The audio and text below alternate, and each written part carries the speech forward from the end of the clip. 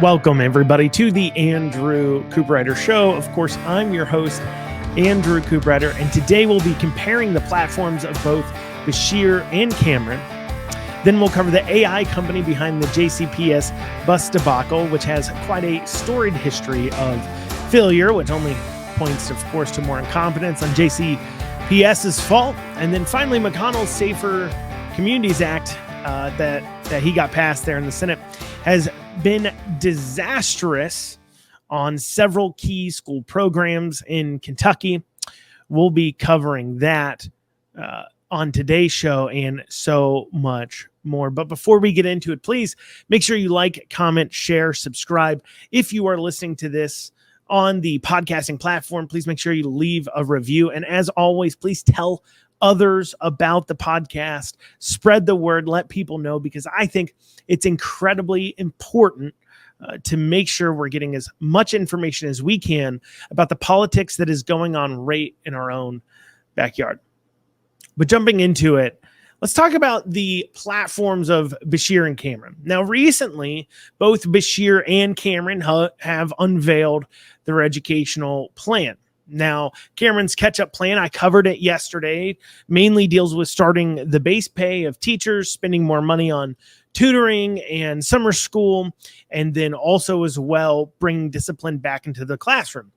Beshear unveiled almost a day later a educational plan of his that promises a 11% raise across the board and 100% of the transportation funding. What is funny about the Beshear plan is it doesn't really matter what his plan is. You see, what Beshear's talking about is 11% raise and 100% of transportation funding and having funds earmarked for that. Because remember, as I covered this week, the legislature has been appropriating pots of money that then the schools can spend how they wish. What Beshear wants is an earmarked 11% raise and 100% of transportation funding. But it doesn't matter what Beshear wants because Beshear has no control over the purse strings. Beshear coming out with this plan is like me coming out with a plan of how you're going to run your household.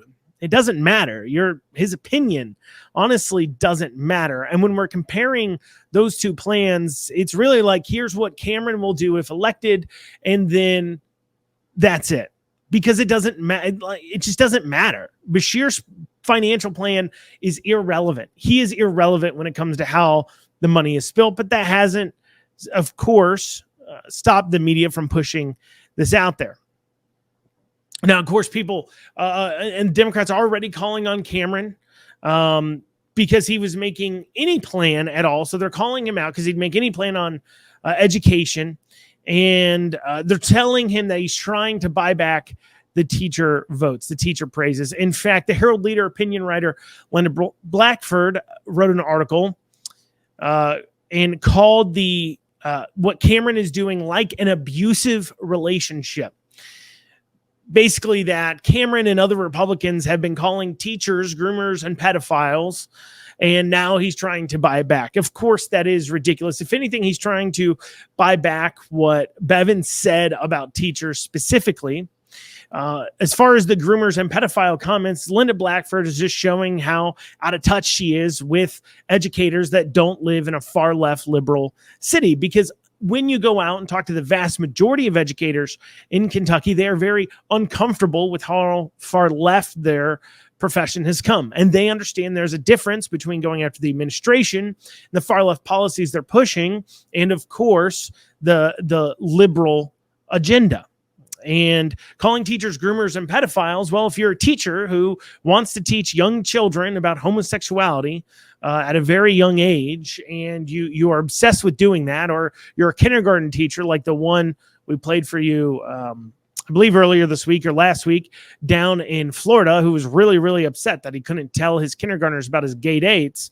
Well, maybe you are a groomer and a pedophile, and that's not name calling. That's just what you are. Accept it and fix yourself, or continue to live a decrepit and horrible lifestyle. But putting that to the side, that is what we see the Democrats doing. Of course, they're going to call Cameron's plan awful, because the fact of the matter is that if Cameron says he's going to get teachers raises, Cameron can actually get the teachers raises. Beshear can't. But I asked, what are their actual platforms? I mean, we've heard Cameron say he's against the social war stuff, like critical race theory, like the gender ideology push, and those types of items, but we haven't heard any exact concrete actions is he going to take. And that's a reasonable question to ask, especially when you consider our Republican massive majority that we have in our state legislature put in place a legislative committee called the Commission on Race and Equal Opportunity. You see, during the Black Lives Matter giant pushes, when they are marching in the streets and everything else, some Republicans put their fingers to the wind and thought this provided them now an opportunity to go ahead and get some more of the minority vote or whatever they were politically thinking. And so they hopped onto the train, and that's what led to the creation of a statutory committee here in Kentucky that was passed by Republicans that is called the Commission on Race and Access to Equal Opportunity. On top of that, many Republicans stood with Beshear and provided him cover when he was illegally tearing down the Jefferson Davis statue. You see, he reached out and he started to tear that process of tearing it down before he had gotten proper clearance, because he just decided he wanted to do that. And then several so-called conservatives came out and provided the cover for him to be able to remove that, even though he had already been breaking the law to do so. And of course, the promise was that this statue would go up in a museum somewhere or something along those lines. And that's not what's happened. That statue is just in storage somewhere. They say they're not destroying history, but that is what they're doing. But many Republicans stood with Beshear on that issue. In fact, we've seen Republicans, especially establishment Republicans, are very waffling on this. So to ask for concrete issues, concrete reasons, what you're going to do seems very reasonable. We know that Beshear thinks that all these are things, critical race theory, the gender ideologies, all those things are just conservative talking points. And he has certainly campaigned on, well, how he can give more and more of our money to private companies. That is what Beshear has mainly campaigned on. He's pointed at his economic successes, which comprise of stealing millions of our dollars and giving it to a private company. And quite frankly, we haven't heard Cameron say anything about that, because honestly, the GOP clearly agrees with it on him, because as I said, it doesn't matter what Beshear wants to spend money on. The GOP or the Republicans in the legislature decide that, and they voted almost unanimously to give hundreds of millions of dollars away to these private companies. So I wanted to take an actual look at their platforms, because quite frankly, I hear a lot of words, but I'm not hearing a whole lot of exact actions. The Cameron catch-up plan really gave out some exact actions he's going to take, what he wants to put in place. So I said, well, what about all the other things? Maybe what can we save money on? What can we do this or that? And then I also want to see, what is Andy exactly running on? So I went on their websites, because of course that's the number one place where I should be able to find it. If I want to find out what will physically Cameron do in office, what exact policies will he pass in office, or what policies will Andy Beshear put in place in office if he's reelected? What will he do differently? What will he change? What will he continue? And so I went on their websites to find out. And so when I went on Andy Beshear's website, this is his top screen there. And what you see is this is Andy Beshear for Kentucky logo. It says, meet Andy, meet Jacqueline, store, volunteer, and donate. Now, nowhere in that bar do you find anywhere that says issues, platform, policies, nothing at all. But what you do find when you hit Meet Andy is you do find something that may look like some sort of policy statement. Here's one of those things. Governor Beshear is positioning Kentucky to emerge from the pandemic even stronger. Under his leadership, Kentucky's economy is on fire. Governor Beshear has helped create tens of thousands of new jobs, with more than $24 billion invested in Kentucky from private companies since he took office. He's also rebuilding infrastructure all over the state, making our roads safer and accelerating the Mountain Parkway expansion in eastern Kentucky. It's been incredible to see these kinds of investments pouring into Kentucky. Every job created is another family who can get ahead. These jobs mean being able to make make the mortgage or rent, put a little into savings, and plan for kids to go to college or get job training. It's a long-term difference maker for our communities. Once again, ignoring the fact that unemployment's at an all-time low and these people are trading jobs, they're not creating jobs. But ignoring that is one of Beshear's first things. He's once again talks about all the money that other people have spent that he likes to put his name on. Money private companies have spent, money that you, the taxpayer, spent, money that's been appropriated for projects by our legislature that he can throw his victories on, put his hat on. When you scroll down, you get to his next point. Governor Andy Beshear continues to steer Kentucky through a global pandemic, focusing on keeping our people safe and saving lives, rebuilding our economy in every corner of the Commonwealth, and protecting our most vulnerable. His early and aggressive actions during the COVID-19 pandemic helped save lives by putting people over politics and following science and the advice of our public health professionals. I ran for governor to do right by our neighbors. During COVID, that has meant standing up to misinformation and politics as usual. I've done the right thing even when it was unpopular. So, of course, he's saying, hey, a little bit of defense of his COVID handlings. Of course, everybody knows how he's handled COVID. If you feel real strongly on that, you're definitely not voting for him. And if you feel real strongly for it, you're probably voting for him. And otherwise, you maybe don't care or forgotten. But anyway, so you scroll down his website and you get to another one here. This last one here. Governor Beshear has protected access to health care for more than 100,000 Kentuckians and has relaunched KY Next, the state-based health insurance exchange, which will soon begin enrolling Kentuckians for coverage. He's expanding voting rights, including to more than 180,000 Kentuckians with a felony conviction. I've always said that it is my job to look out for the lost and lonely and the left behind. This means ensuring that our people can access quality health care, that our most vulnerable have a voice at the ballot box, and Kentucky is a welcoming and inclusive place for everyone. So you see that he's made a statement on healthcare. He supports healthcare for all, making it affordable. And then he pointed at something that he did. He supports spending more of our money to private companies. And then he supports what he did during COVID. And that's it. That's all you find on the Beshear campaign as far as actual platform go. If you think I'm lying, go look at the website yourself. What you will find is it's not there. Unless you think that Cameron's website might be better, you would be actually sorely mistaken.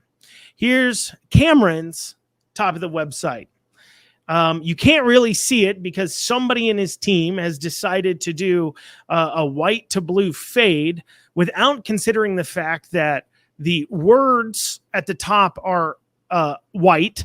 And so you can't see where it says Meet Daniel, which, maybe somebody should relook at his website. But anyways, you can't see where it says Meet Daniel, Meet Robbie, Meet Mackenzie, News, Store, Join Us, Donate. That's the top. Nowhere does it say platform.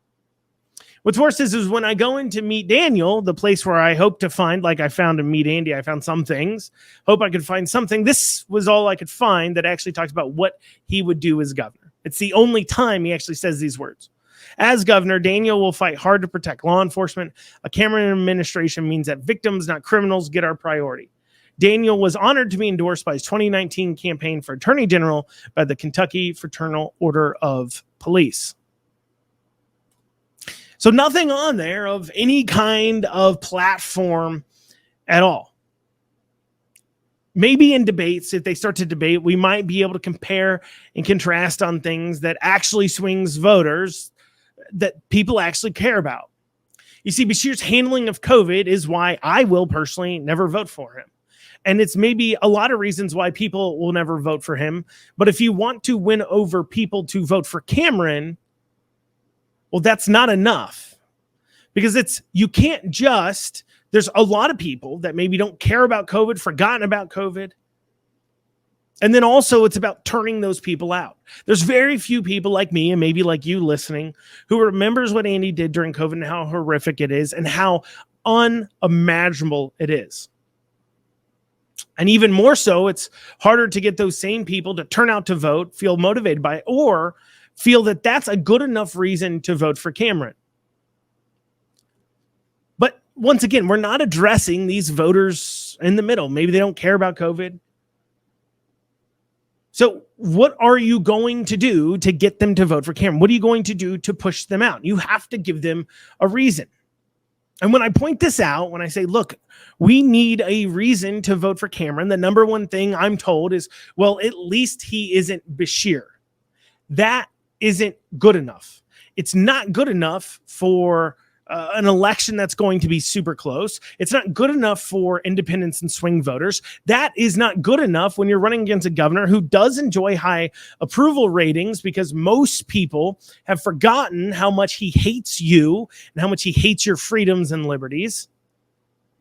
And so simply saying he isn't Bashir does not work. But yet, that is what you're told. And if you question anything about this, if you at all voice to some of your more party line conservatives and say, look, I am concerned over the messaging coming out of the Cameron campaign because it is lacking any kind of solid motion. I can't, outside of COVID and outside of a proclaimed thing on social issues, I can't tell people on how he's different.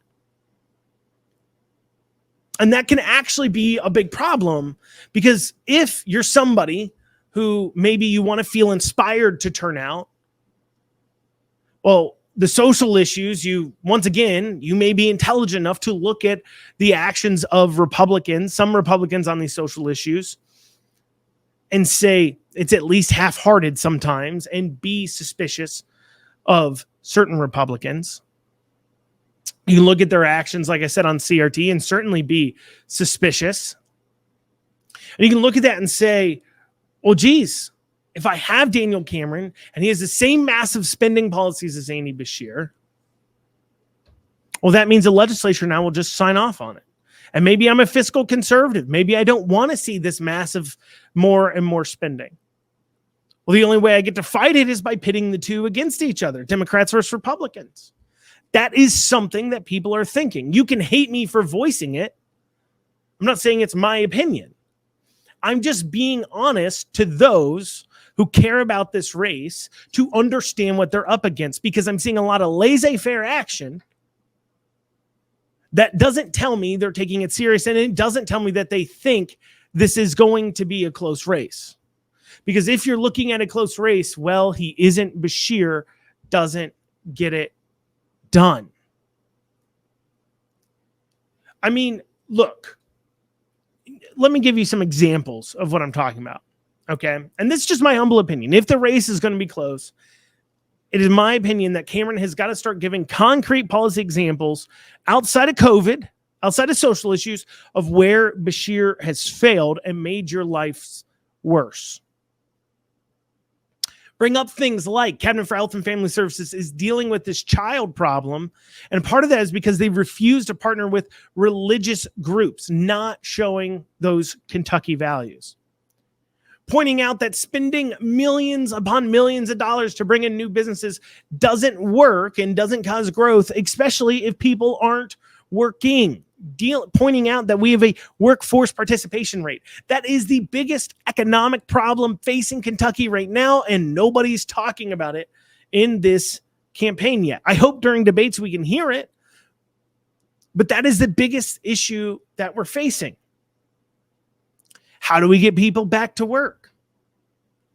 How do we get it to where individuals, half of our workforce, is not sitting on their butts? And it's not because jobs aren't open. There's more jobs than there are people looking for them. Don't just say, I'm going to fight the radical left. Show the masses how pervasive this issue is. I understand how pervasive this issue is. I understand that when we have a liberal governor in the office and they support these social things, that they spend millions of our tax dollars on these items. I see it. I've combed through the budgets when I was running for treasurer.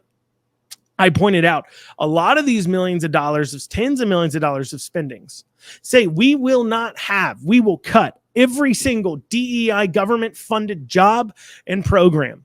There will no longer be a dollar spent simply because you have the right thing between your legs or the right hue to your skin color. You are not going to get treated special just because of that. Everybody will be treated equally under the Cameron Mills administration. Wow, how powerful that would be. And how much does that point out how pervasive the left has been? And then point out the millions of dollars, giving money to only minority businesses, giving money to only the right gender-led businesses.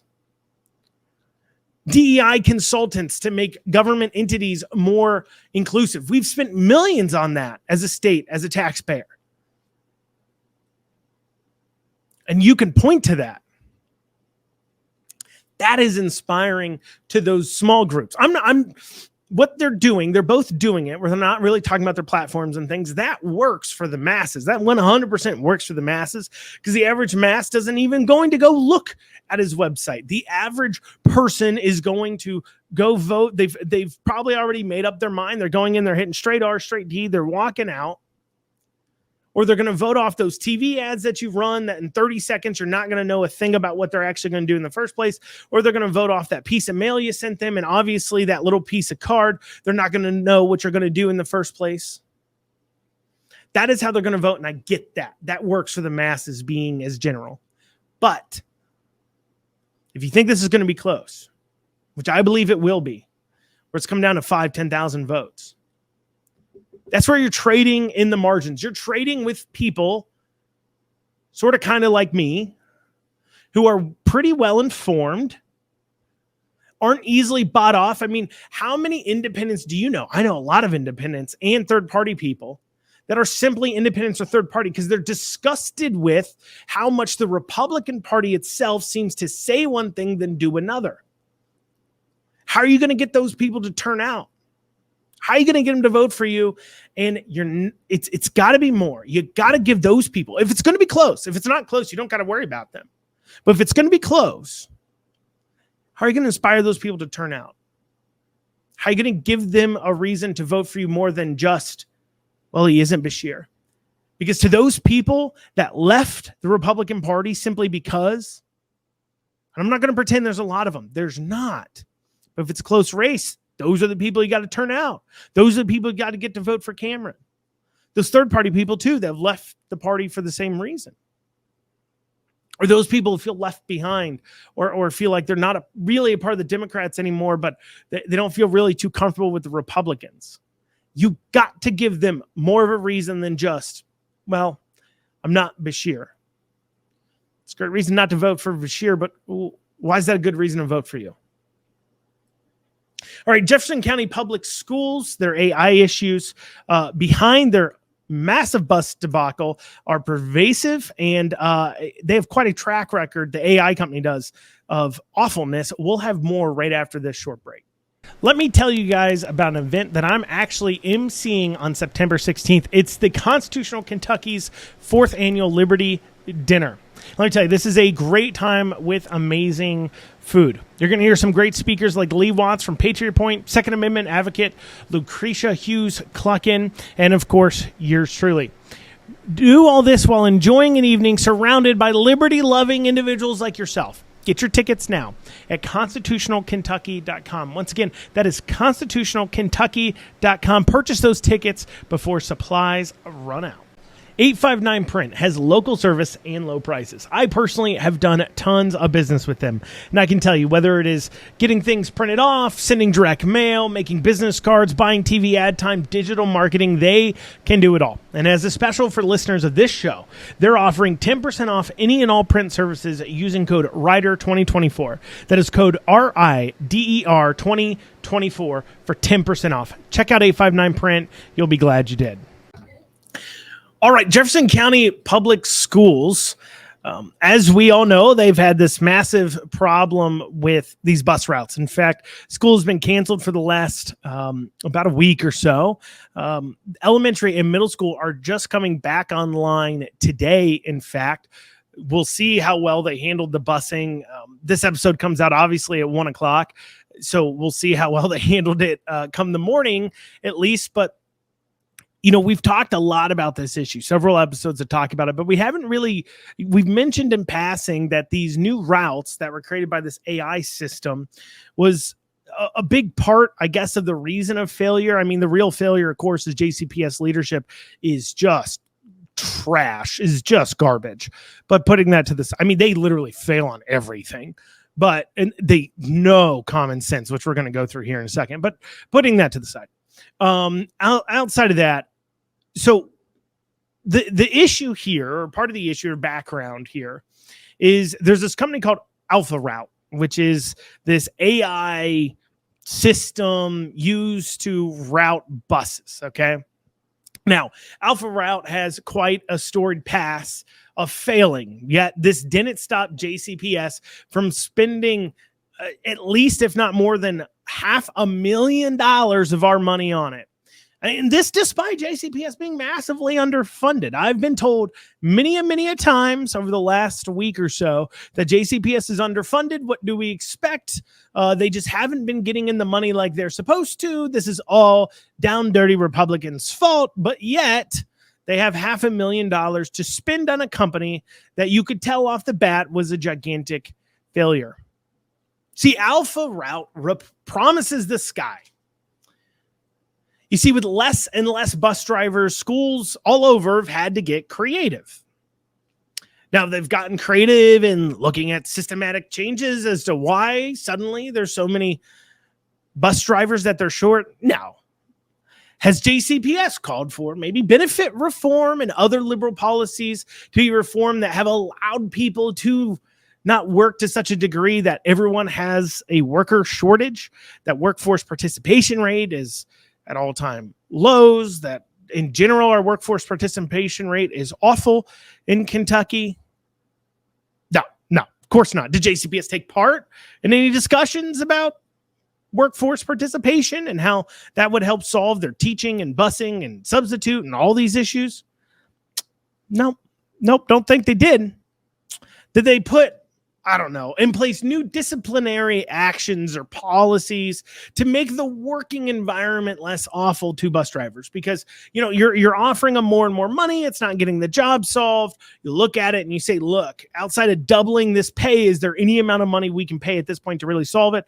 No. So that must mean if it's not how much we're paying them, it must be the working environment. What you find when your employer is that certain working environments, you can get away with paying less than other working environments because people enjoy it. For an example, if you are a restaurant that's slower than another restaurant, you could get away with paying your people less hourly because the work isn't as hard. It's an easier job to do. So maybe instead of trying to up the pay, they say, how can we make this job easier? Could we maybe discipline the kids a little bit better? No. Well, I mean, now, school board member recently this week here has suggested that just possibly, maybe they should start, I don't know, disciplining children more in order to retain drivers. Maybe they've got a acting out on the bus problem. So instead of any of those other items to fix the systematic failures of our society and our schools, instead of looking at that, instead they turn to Alpha Route, the computer god who promises to solve all your problems, right? Well, not quite. You see, Alpha Route was hired in Columbus, Ohio. This is before, of course, we hired them to do these routes. And Alpha Route was paid $1.5 million by the Columbus, Ohio Public Schools, who then fired them 6 months later. This wasn't the only city they had issues in. They had issues in Cincinnati, Boston. The list goes on. And all of this before JCPS has hired them. In fact, JCPS admits they had some mixed reviews. So you already know they have some mixed reviews. So you think you'd be a little more at least cautious if you are going to do business with them. However, shouldn't JCPS have foreseen this? We have a company with these mixed reviews, and then you look at their proposal. This is what Alpha Route's plan was that was accepted by the school board. Okay? And they thought this was acceptable. Here you go. Alpha Route's plan said there'd be a maximum of half a mile walk to a bus stop for elementary school students and up to a mile walk for middle and high school students. So to put it to you another way, Alpha Route came in and said, we're going to solve your busing problem with this amazing AI tool, and it's only going to require kids at most, if they're young, to walk 10 to 15 minutes, and the older kids to walk 20 to 30 minutes to their bus stops. You know, I have a middle school kid. Maybe you have a middle school kid. Would you trust your 6th, 7th, 8th grader to walk in Louisville for 30 minutes? Would you trust any of your children out there alone for 30 minutes walking? In Louisville? Of course not. Maybe the school board didn't have a moment of reflection to realize we live in a crime-ridden, cruddy city. Well, that may seem mean to those of you who live in Louisville, so I won't say cruddy city, but we live in a crime-ridden city that is unsafe for children to be walking in for 20 minutes alone at the ages of 11 and 12 years old. Or for you to walk 10 to 15 minutes with the elementary school kids, or some people would put out their 4th and 5th graders to walk those 10 to 15 minutes because maybe they're at work, maybe they couldn't make it, maybe whatever the reason. And they thought this was acceptable. I could have told you you're going to have parent complaints. If you'd proposed this to me for 5 seconds, I would have looked at it and said, you're going to have tons of complaints on this and issues. Who's going to want to walk 30 minutes to a bus stop in downtown Louisville?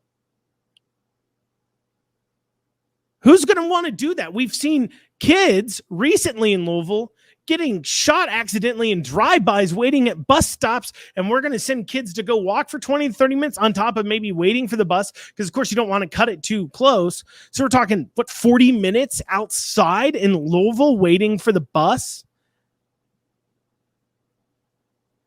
I mean, would you want your kid walking that kind of distance? I know I wouldn't. So despite the storied past, despite the obvious issues with the routes to begin with that anybody could have seen coming, JCPS still decides to buy these routes from Alpha Route for $265,000. Now, here's the other part. Alpha Route also made the routes several months ago. Between then and new children, between then and now, new children and new stops were added. So did Alpha Route decide to rework the routes again? No, they just threw them in there. Then to cap all of this off, they once again didn't have the bus drivers practice the routes. The local union president for the bus drivers really sums this up by saying they should have probably started all this a month and a half ago. Bring drivers in, having them run the routes, come back and tell them what's not going to work. Well, duh. You have a new routing system from a company that sucks, has a history of sucking at this, with stops requiring children to walk 15, 30 minutes to the bus stop, 30 minutes for the older ones. And then you don't test run through it? I mean, what's going through your minds at that point? But of course, what do you hear the schools claiming? Well, not the schools, but what do you hear the liberals claiming? Oh, they're blaming the Republicans for it, as I covered in prior podcasts. It's Republicans' fault for not funding. It's Republicans' fault for pouncing on this epic failure and trying to make politics out of it. We're not trying to make politics out of it. We're pointing out something very simple. You hired a company who has a history of sucking to do a job that then it sucks at under a plan that sucked from the beginning, and then you didn't bother to have the bus drivers practice it. That's not Republicans pouncing. It's Republicans pointing out the obvious, that this is a failure of leadership at the schools. Mitch McConnell's Safer Communities Act is destroying many Kentucky school programs. We'll have more on that right after this short break. Lexington Overstock Warehouse is Central Kentucky's best source for stylish new home furnishings. Don't pay retail. With our low overhead operating structure and big name brands, we offer the absolute best values on new furniture for every room. Shop online anytime at LexingtonOverstockWarehouse.com or visit our weekends only showroom located at 156 West Tiverton Way. Right now, for listeners of this show, we're offering a special discount for our online customers. Use coupon code FREEDOM for an additional 10% off your online order today. Lexington Overstock Warehouse, low overhead equals really low prices. Listen up, my fellow business owners. You need to get your cybersecurity and IT support under control. Reach out to the folks at Amston today. Call 859-300-0087 or visit amston.com. It is no secret that cyber attacks have become a constant threat, and you need to make sure that your organization is protected. Amston has over 30 years of experience working with businesses and governments alike. Call 859-300-0087 or visit AmstonAMPSTUN.com today. Now, you may remember that the great establishment king, Mitch McConnell, the kingmaker, the puppeteer, whose political acumen is that to be revered, not questioned, allowed the Safer Communities Act to pass this year. And I say he allowed it because, of course, he could have filibustered it. What's filibustering? Well, quite simply, it started a very long time ago where in order to stop a bill from passing, they would just continue to discuss on it ad nauseum for long lengths of time to stop it from going to the floor. The minority party would do that, where it would stop the bill from coming forward.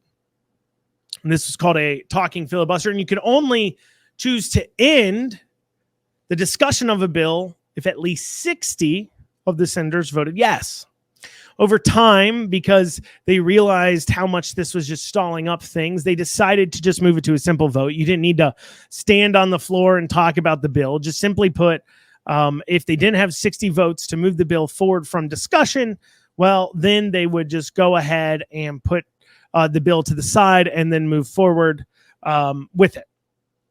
So in the Senate, you need 60 people to say yes to ending the discussion of a bill in order for a bill to come to the floor for a vote.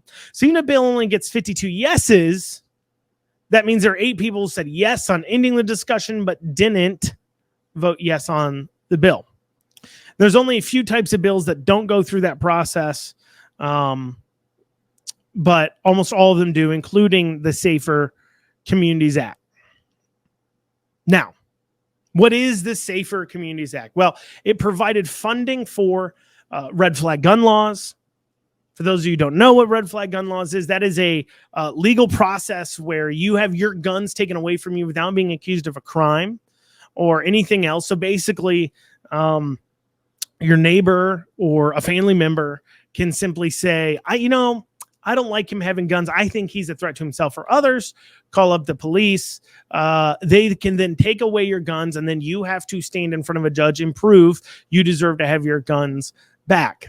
Now, it's quite clear how this could be absolutely used as a weapon by anti-gun people against pro-gun people, used as a political weapon. And on top of that, it absolutely has a lot of due process issues. I mean, the question becomes, when you're having your guns taken away from you without committing a criminal act, that becomes a big problem. You do have a constitutional right to own a firearm. And if they're going to take away that constitutional right, like they take away your constitutional right to freedom or other things such as that, well, then you better be accused of a crime, go through a judge and a jury process. Red flag gun laws are unique in that you don't have to be accused of a crime. And quite frankly, I don't quite understand how they would be handled process-wise in a way that doesn't violate the Constitution. Because if you're going to take away my rights, take away my guns, I deserve to have a trial in front of a jury of my peers. This is not happening in front of a trial jury. And on top of that, how can you have a trial jury when I'm not being accused of a crime? Certainly doesn't make a lot of sense. But this is a practice that we've seen a lot of liberals, of course, take over as a claim as mental health. It helps deal with mental health. There's certain people that just shouldn't own guns. Maybe they can legally own a gun, but we all know they shouldn't. And so therefore, we should have judges from a bench make a decision over whether or not you get to own guns, even though you haven't committed a crime. There's a lot of issues with this. But anyways, red flag gun laws. It also moved all purchases of long guns to be a 10-day waiting period unless you're 21. So between the ages of 18 to 21, if you want to purchase a long gun, you already can't purchase a handgun until you're 21. But if you want to purchase a long gun, a shotgun, a rifle, between the ages of 18 and 21, everybody had to go through a 10-day long waiting period, which has left many gun shops in states like Kentucky to the point where they don't sell to people under 21 anymore. Simply put, they just don't feel like dealing with the hassle, the 10-day waiting period, have to prove the 10-day waiting period and the liability that comes with that. So they'd rather just not ever sell a gun to a person under 21. Extensively, the Safer Communities Act moved gun ownership from 18 to 21 through an administrative check in order to get around the Constitution. Something that's pretty disgusting. Additionally, as well, they did a crackdown on gun shows in order to make sure that they're doing background checks like they're supposed to, and then finally provided safety funding to the schools. Now, as I described it, most conservatives would certainly have an issue with that bill, but yet several Republican senators voted for it, and at least 10 or so of them voted yes to allowing it to move forward onto the floor for a vote in the first place. But maybe that last bit, provide more funding to the schools for safety, you wouldn't find objectionable. I mean, I certainly normally wouldn't either, but it's that last bit that's providing the ways that the Biden administration has been able to crack down on funding to hunting and archery programs in other states and in Kentucky. You see, they are, quote unquote, misinterpreting it. That's what the Republicans are claiming that voted for the bill. I mean, big surprise, shocker.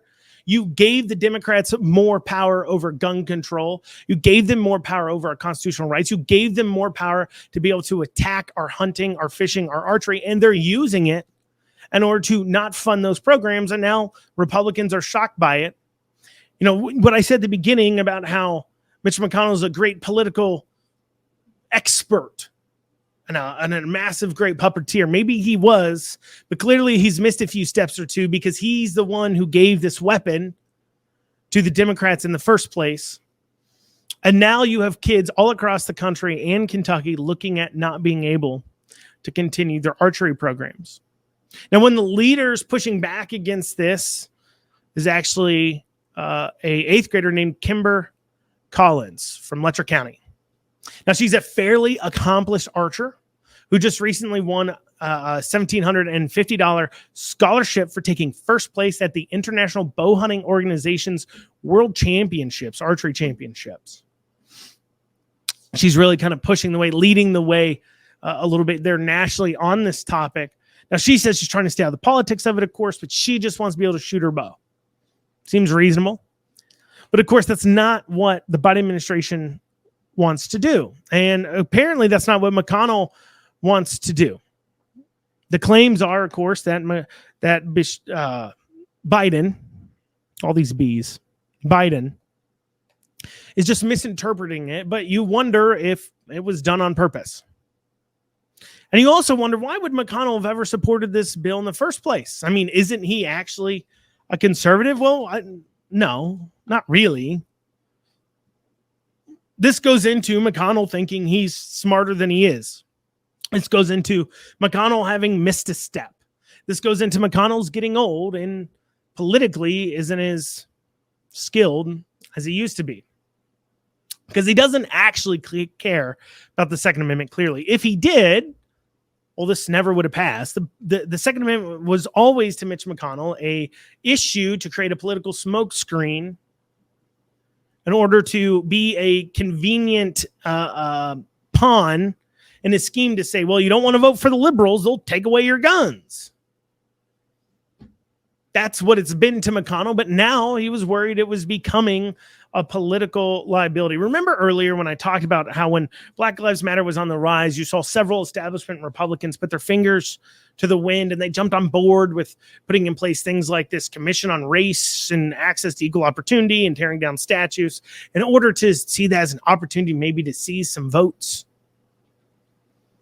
In much the same way, McConnell felt that at the time, with how much attention all the school shootings were getting, that this might be a good opportunity for Republicans who had an upcoming elections, the midterms.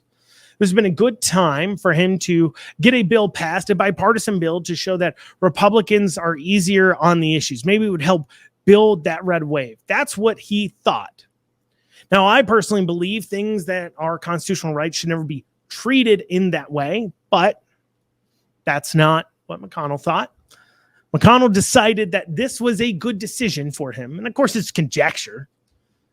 I'm watching his movements. I've paid attention to what he does politically. And so he decided that passing something like this would be better for them in the midterms. Actually turned out to be pretty bad for him, I think. See, at the time when this was passing, and clearly that indicated to me why, I pointed out that this would actually be worse for Republicans in the midterms because it would decompress the vote. It would cause people to not be excited to turn out and vote. See, McConnell felt the Republican viewpoint in the Second Amendment was becoming problematic, and he's wanted to pick up votes because he thought that the liberals would just abandon the Democrat Party, not realizing that once a person is a D, they are probably going to vote D. There's not very many swing voter Ds unless they're in rural areas, and those people already care about guns. Gun issues is one thing they do care about. They're not on the side of gun control. Those marching, demanding gun bans and assault rifle bans, they're not Republicans. They're just not. There's very few Republicans that are. When you look at polling data, you see that 80-90% of Republicans are against any kind of gun control. Well, not any kind, but they're against more gun control than what we have. But for some reason, McConnell thought this might be a good chance to pick up some people who would otherwise vote D. A misguided attempt that just eroded our constitutional rights, and then at the same time backfired, did the exact opposite. Our red wave was smaller. Why? Because, well, if I'm a Republican and I hate Democrats, why am I excited to turn out for a Democrat light? Of course, nobody would. I wouldn't. You don't want to either. I guess that's an overall arching theme with my first segment and this last one. Is that stop being meek Republicans. It's not exciting to vote for. The person who has the best chance and who has seriously won in elections in this country has been Trump. And the reason why is because he's inspiring people, gets them to turn out. And we see these establishment people lamenting Trump and his existence, but at the same time, not recognizing that being inspiring to people, giving them solutions, making them feel like you understand them and they want to turn out and vote for you. They're excited to turn out and vote for you. That's how you get it done. But that's not, fortunately, what we're seeing. Well, y'all, that's what we have time for today on the Andrew Cooperrider Show. Thank you all so much for joining us. Have a great rest of your day.